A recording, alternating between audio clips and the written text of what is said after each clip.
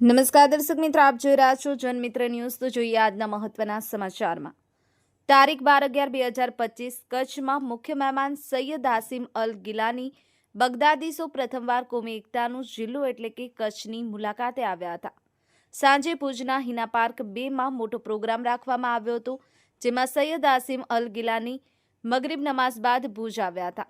આ પ્રોગ્રામમાં કચ્છના ખૂણે ખૂણે આવેલ દરેક સમાજના આગેવાનો તથા સૈયદ શાહ અને મસ્જિદ ઇમામ સાહેબ અને સમિતિ તથા કમિટી અને શહેર ગ્રામ્ય વિસ્તારથી આવેલ દરેક ચાહકો આવ્યા હતા। આ પ્રોગ્રામની શરૂઆત નાજ શરીફ અને દુઆએ ખેર કરવામાં આવી હતી। પછી ન્યાઝનું આયોજન કરવામાં આવ્યું હતું અને દરેક આગેવાન અને પત્રકારનો પણ સાલ દ્વારા સન્માન કરવામાં આવ્યું હતું। આ પ્રોગ્રામને માન આપી અને આયોજન શાંતિથી પૂર્ણ કરવામાં આવ્યો હતો। બ્યુરો રિપોર્ટ, જનમિત્ર ન્યૂઝ, રમેશ સત્યની સાથે।